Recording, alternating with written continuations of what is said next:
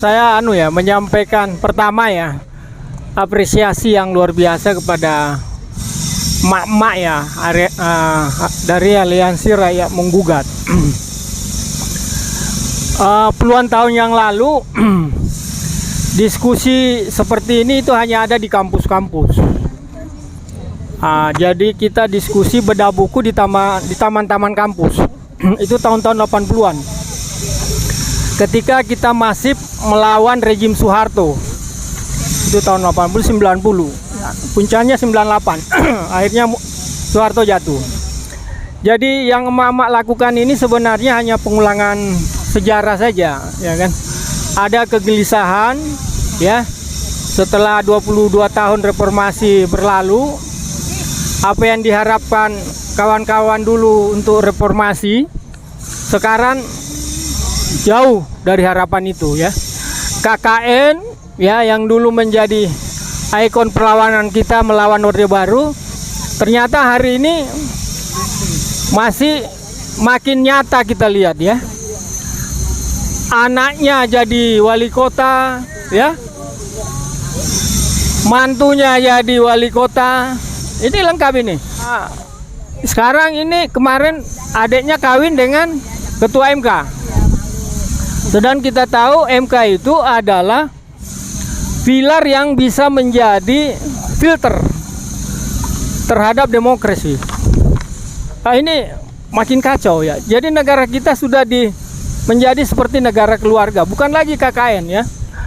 Kemarin anaknya dapat uang 90 sekian miliar ya.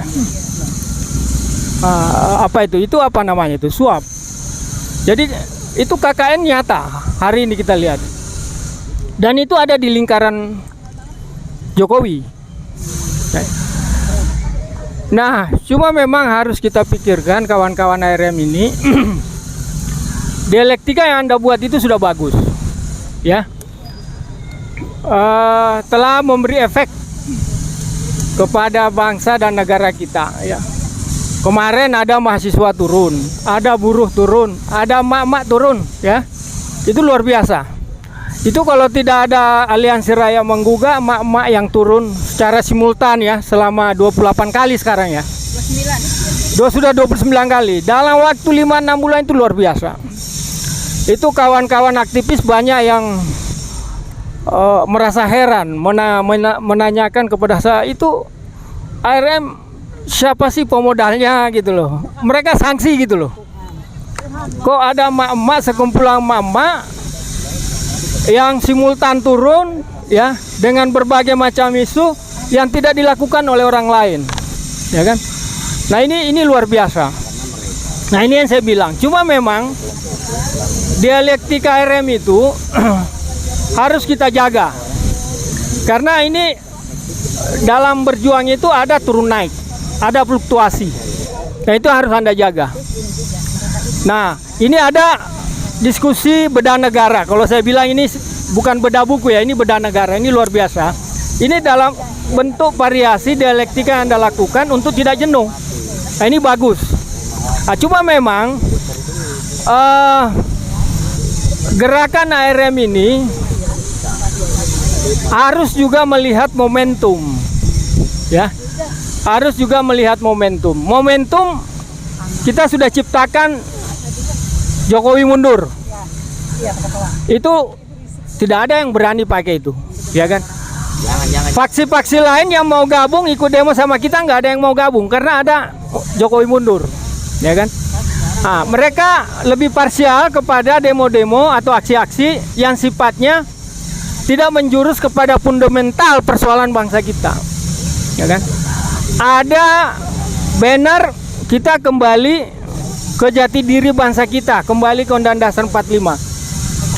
Ya, itu akar persoalan kita. Karena setelah reformasi kemarin, setelah Undang-Undang Dasar 45 ini diganti, kita ini menjadi bangsa sudah menjadi palsu gitu loh. Tidak menjadi asli lagi sebagai bangsa gitu loh. Karena Undang-Undang Dasar 45 sebagai pengejauhan tahan dari Pancasila yang murni dan konsekuen itu telah diganti. dan dipreteli semuanya. Jadi kita sebagai bangsa Indonesia yang asli otentik Indonesia ini sudah dipreteli menjadi bangsa lain, copy paste dari bangsa lain. Demokrasi kita itu yang demokrasi permusyawaratan perwakilan itu diganti menjadi one man one vote. Jadi orang gila, orang sinting sama dengan emak-emak yang waras yang ada di sini. Itu nilainya sama. Amerika saja itu negara demokrasi yang paling besar. Tidak memakai sistem one man one vote. Mereka memakai sistem perwakilan. Ya. Sistem parlementer di Inggris itu utusan daerah atau utusan golongan, utusan bangsawan itu masih ada di parlemen. Ini kita ini luar biasa. Jadi ini persoalan. Dan apa yang kita lihat hari ini, demokrasi yang kita lihat ini, one man one vote, itu betul-betul membuat daulat rakyat itu menjadi hilang karena dikooptasi oleh oligarki yang Anda diskusikan tadi ini. Ya kan? Saya kemarin menulis tentang siapa yang harus jadi presiden. Saya bilang dalam tulisan itu, demokrasi kita hari ini adalah demokrasi para pemilik partai.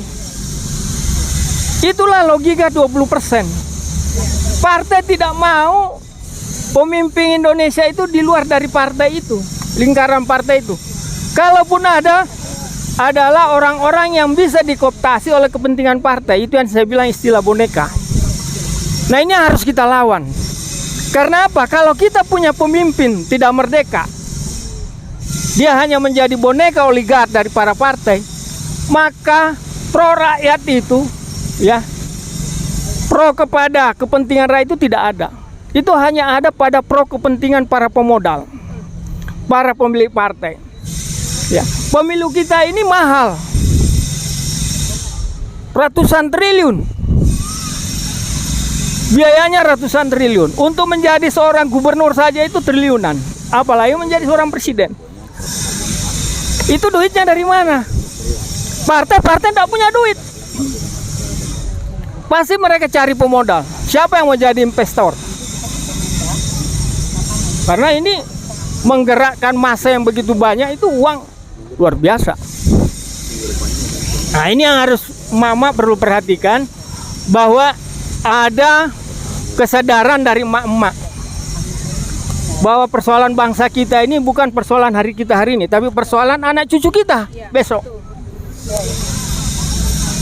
Saya tidak yakin bahwa yang ada di sini sudah punya rumah semuanya.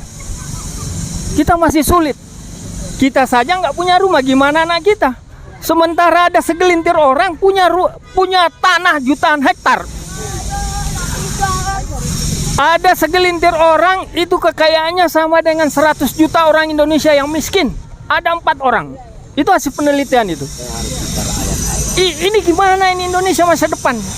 Hari ini saja sudah seperti itu, gimana besok? Dan ingat, kapitalisme itu jahat dan tamak.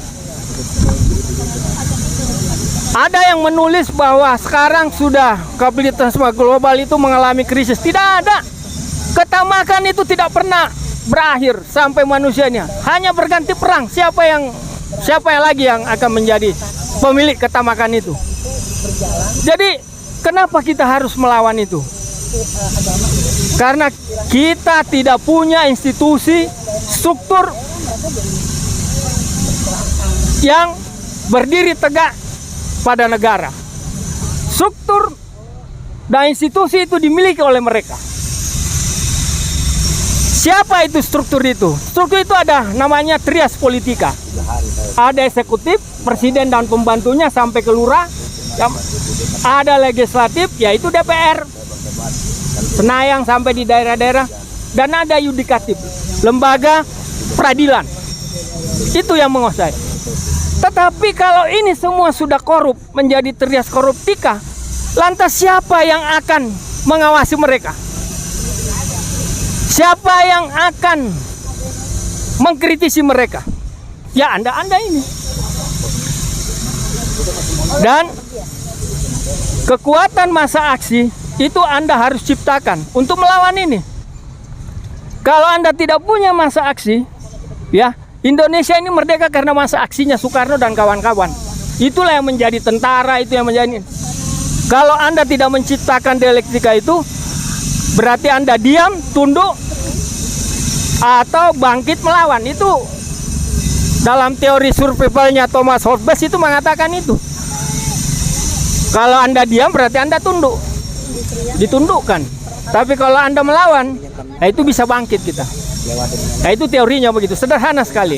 Nah jadi saya bilang, momentum ini jangan padam karena Anda gagal.